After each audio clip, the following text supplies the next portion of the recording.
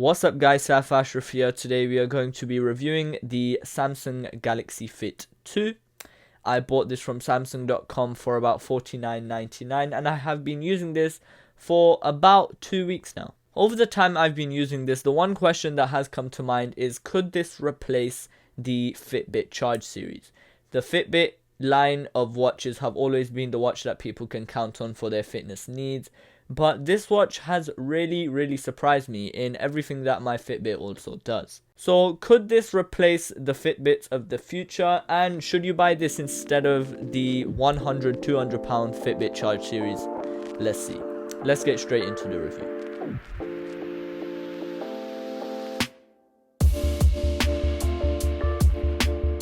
So the Samsung Galaxy Fit 2 comes with two colors. I have the black. You can also get it in some type of orange color. I really like the black color. We also have a nice OLED screen at the front, which is quite big. It is also touchscreen, which enables you to maneuver around the widgets, which I'll be going on a bit after.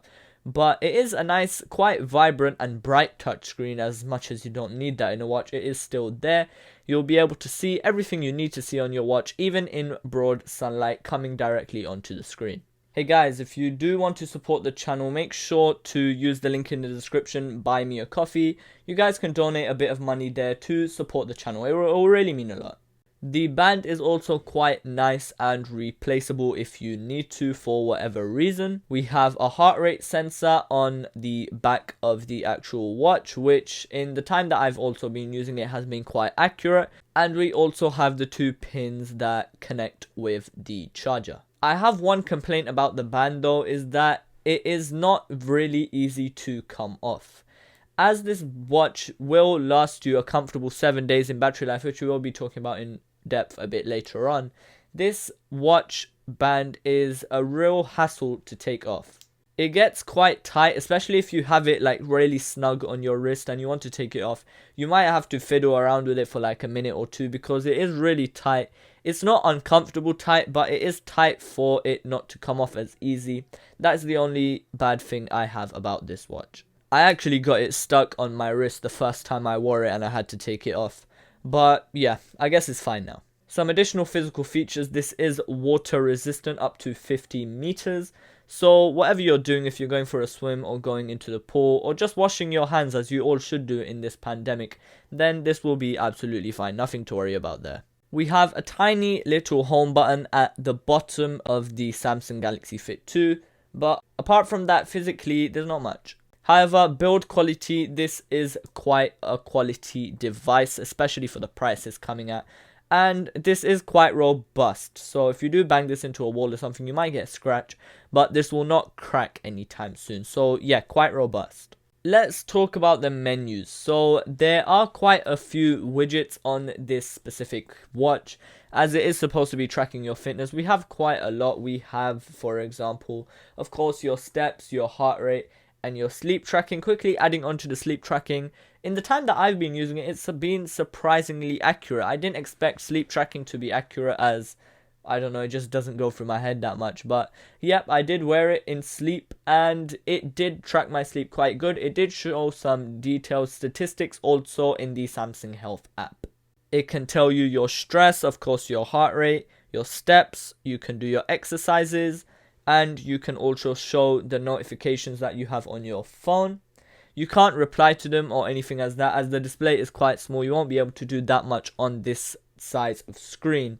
However, you will be able to see your notifications, and you'll also be able to see incoming calls and choose whether you want to decline them. If you swipe down from the top, you get to see different menus. For example, whether you want it to vibrate or be silent. Do not disturb.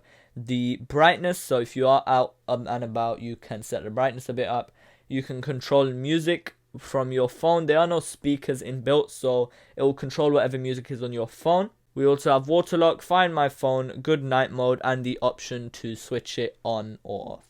Let's talk about battery life, which has been amazing in the time that I've been using. This will comfortably last you a week or maybe even more depending on how you use it. This can be on your wrist, doing sleep tracking, constant heart rate measuring. I have set it to constantly measure my heart rate, not every 10 minutes or everything. It's constantly running. and for more of a detailed statistic of how I'm doing during the day. And the battery life has been great, really, really great. And if you do put this onto the side, maybe you're wearing a different watch or something and you put this to the side, standby time is also great. Have put this down for a full day. I came back the next day and it was still 100% without the charger on. The charger is, I guess, okay in terms of like how easy it is to put on your watch. I like the charger. It's actually right here plugged into the RAV Power 6 USB wall power. It charges via the pins like I said before. Charging is also quite fast. And even if it wasn't, I guess you don't really need it to be that fast because you're going to be wearing it most of the time. The battery life is great. So in conclusion, could this replace the Fitbit series? In my opinion, definitely. This has all the features that I need. Heart rate, steps, sleep tracking.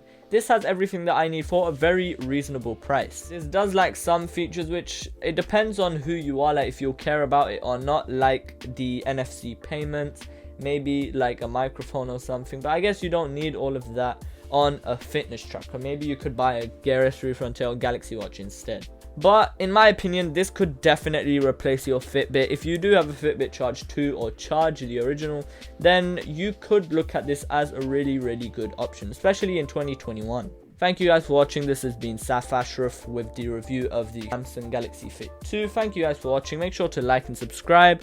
And if you guys want to support the channel, make sure to buy me a coffee with the link in the description. Peace.